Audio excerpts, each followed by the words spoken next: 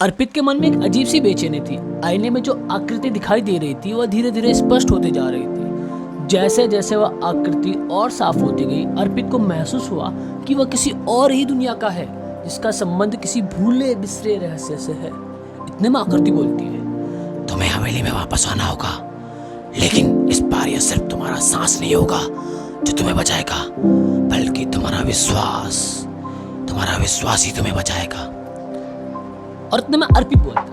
अर्पित को यह यकीन हो गया था कि वह उसके जीवन का एक बहुत ही गजब का अनुभव है, और यह अनुभव सिर्फ भूत प्रेतों से जुड़ा हुआ नहीं है, बल्कि यह किसी बड़े और गहरे राज की ओर इशारा कर रहा है, जो इस दुनिया और अंतरिक्ष से बहुत ही ज्यादा परे है। अर्पित ने अपने साहसिक अंदाज में आकृति से पूछा, अगर मैं वापस आऊंगा तो क्या मुझे वही डरावनी चीजों का सामना करना पड़ेगा, और क्यों ही मैं चुना गया? आकृति ठंडे सुन कहती है, तुम्हारे अंदर कुछ खास है अर्पित। तुम अकेले नहीं हो जो तुमने ये सब कुछ देखा, वह सिर्फ शुरुआत थी।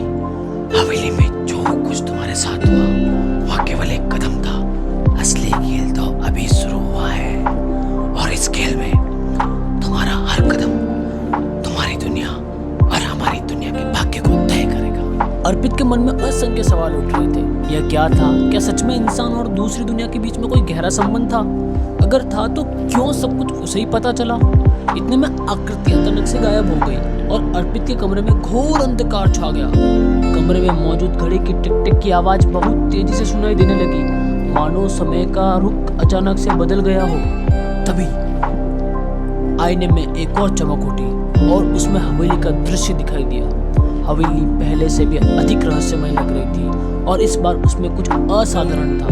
हवेली के चारों ओर हरे और नीले रंग की अजीब रोशनी थी, और उसकी छत पर एक विशाल आकृति मंडरा रही थी, जो किसी अंतरिक्ष यान जैसी दिख रही थी। अर्पित का शरीर कांप उठा। उसने जल्दबाजी में अपना फोन उठाया और अपने दोस्त को बुलाया, लेकिन नेटवर्क गायब हो गया था। सब कुछ उसकी आंखों के सामने धुंधला होने लगा, जैसे वह खुद ही किसी दूसरी दुनिया में खिंचता चला जा रहा हो।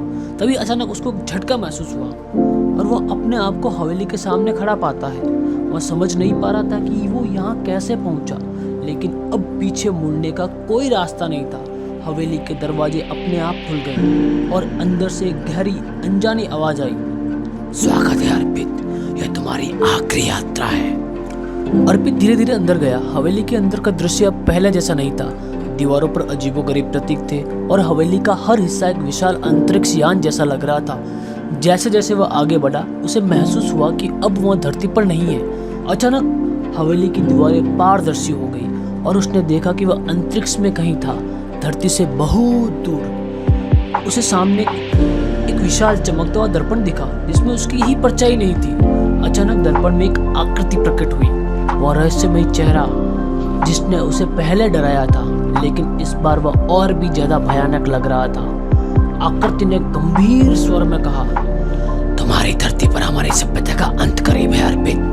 हमें धरती को फिर से स्थापित करना है, और तुम्हें हमारी दुनिया का हिस्सा बनना होगा। तुम अब केवल एक इंसान नहीं रहे अर्पित। अर्पित को किसी रंग सी महसूस हुई। क्या वह अब इस दुनिया का नहीं था? उसके मन में एक भय और जिज्ञासा का संगम था, लेकिन उसने साहस जुटाते हुए पूछा, अगर मैं इनका हिस्सा नहीं बनना चाहता तो? आकृति ने हंसते हुए कहा, तुम्हारे पास कोई विकल्प नहीं है। यह खेल अब समाप्त हुआ। तुम्हारा समय पूरा हो गया है अर्पित। अचानक हवेली का पूरा ढांचा गिरने लगा। अर्पित ने खुद को बचाने की पूरी कोशिश की, लेकिन कोई रास्ता नहीं दिख रहा था। चारों ओर अंधकार फैलने लगा, और उसके कानों में सिर्फ एक ही बात गूंज रही थी, तुम्हारी यात्रा यहीं खत्म हुई। तुम्हारी यात्रा यहीं खत्म हुई। तुम्हारी यात्रा यहीं खत्म हुई। हवेली और अर्पित दोनों अदृश्य हो गए। गांव वाले अगली सुबह वहां पहुंचे, लेकिन हवेली अब वहां नहीं थी।